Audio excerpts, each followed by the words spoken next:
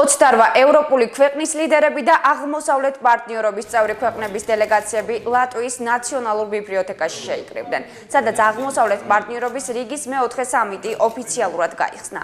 სამიტზე გახდება ცნობილი, როგორ აფასებენ ევროკავშირის წევრი ქვეყნების წარმომადგენლები ქართული მხარის მიერ ასოცირების ხელშეკრულებით ნაკის რვალდებულებებს და დაიწყებს თუ არა ევროპა საქართველოს მოქალაქეებისთვის ვიზების ლიბერალიზაციის პროცესს. შესაბამისი დეკლარაცია ხვალ გასაჯაროვდება დასკვნის გამოქვეყნებამდე წინასწარ მოლოდინებზე საუბრობენ საქართველოს მთავრობის წევრები. გეტყვით, რომ დღეს მე პირველად მივიღე მონაწილეობა აღნიშნულ ფორმატში.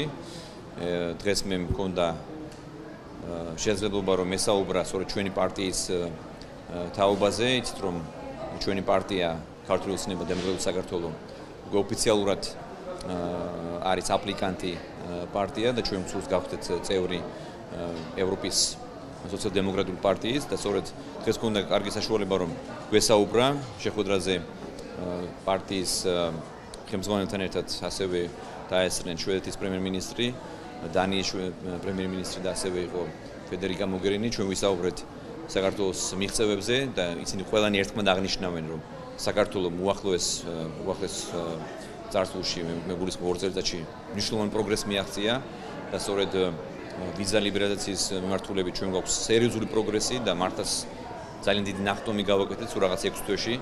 სამწუხაროდ ეს პროცესი უნდა დაწყებულიყო 10 წელს, მაშინ როცა მოლდოვამ დაიწყო და ვიცით რომ მოლდოვამ უკვე მიაღწია იმის გამო რომ მათ ეს პროცესი დაიწყეს ჩვენზე ადრე და ჩვენ დავიწყეთ სწორედ ჩვენმა ხელისუფლებამ დაიწყო და ეს არ დაუწყეთ წინა ხელისუფლებას და ძალიან საინტერესო რატომ არ დაიწყეს ეს პროცესი მანამდე და გეტყვით რომ ყველანი ერთმანეთს აღნიშნავენ რომ პოლიტიკური გადაწყვეტილება უკვე არის მიღებული, ახლა საჭიროა ტექნიკური პროცედურების დასრულება. და იმედი გვაქვს რომ ჩვენ წლის ბოლომდე ამ ყველაფერს დავასრულებთ და საქართველოს მოქალაქეებს ექნებათ საშუალება რომ უვიზოთ იმოგზაურონ ევროპაში. ჩვენ რიგაში ჩამოვედით უკვე 2 დღეა აქ იმართება ძალიან მნიშვნელოვანი პარალელური ფორუმები.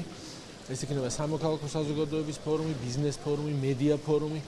ყველა ამ ფორუმზე, ყველა ამ ღონისძიებაზე საქართველოს კიდევ ერთხელ აჩვენა მის მიერ განხორციელებული რეფორმები, წარმოაჩინა ეს პროცესი და ჩვენ ყველა ამ მიმართულებით ვართ ლიდერი აღმოსავლეთ პარტნიორობის. ჩვენ მთელი ამ ხნის განმავლობაში მოვამზადეთ ნიადაგი იმისათვის, რომ მაქსიმალურად აისახოს ჩვენთვის მნიშვნელოვანი და ჩვენთვის საინტერესო საკითხები პოლიტიკურ დეკლარაციაში. შესაბამისად, ჩვენთვის მნიშვნელოვანია რომ ამ მიმართულებით ბოლო წუთამდე შრომა გაგრძელდება და შედეგებს უკვე პოლიტიკურ დეკლარაციაში ვიხილავთ. ჩვენთვის მნიშვნელოვანია რომ გარდა იმ პროცესისა, რაც გულისხმობს ტექნიკური დავალებების შესრულებას და ამ მხრივ მზაობას, რომელსაც საქართველოს წარმოუდგენლად მოკლე დროში მიაღწია ბოლო 6 თვის განმავლობაში, გარდა ამისა ძალიან მნიშვნელოვანია პოლიტიკური მხარდაჭერა. რა თვალსაზრისითაც ჩვენ ძალიან კარგი პოლიტიკური და ძალიან კარგი მტკიცე სიგნალები უკვე მივიღეთ ევროპის სახელმწიფოების დედაქალაქებიდან, მათ შორის ბერლინიდან. ჩვენთვის მნიშვნელოვანია რომ ხვალ გაიმართება სწორედ გერმანიის, საფრანგეთის, საბერძნეთის, იტალიის ლიდერებთან შეხვედრები. ეს არის ძალიან მნიშვნელოვანი საქართველოს პოლიტიკური მხარდაჭერის მოსაპოვებლად.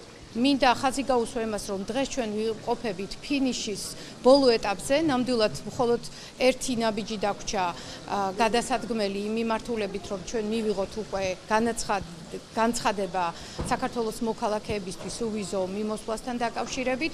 გვაქვს კარგად შემუშავებული გეგმა, რას ნიშნავს ის ამოცანები, რაც უახლოეს თვეების განმავლობაში უნდა განვახორციელოთ. გვაქვს ჩვენი ევროპელი პარტნიორობის მხარდაჭერა და მე ველი რომ რიგის დეკლარაციაში მკაფიოდ ჩამოყალიბებული იქნება ის ვადა, რომლის ფარგლებშიც უნდა დასრულდეს ტექნიკური ამოცანები და ასევე მოწოდება, რომ უახლოეს დროს ევროკავშირის საბჭომ ევროპარლამენტმა მიიღოს სპეციალური გადაწყვეტილება და საქართველოს მიმართ აამოქმედოს ის სპეციალური რეგულაცია, რომელიც განსაზღვრავს ჩვენი მოქალაქეებისთვის უვიზო მიმოსვლას. რასაკვირველია, რიგი სამიტი ეს არის ეტაპი, რიგი სამიტით არ იწყება და არ თავდება საქართველოს ევროპული ინტეგრაციის, საქართველოს ევროპეიზაციის ძალიან მნიშვნელოვანი პროცესი.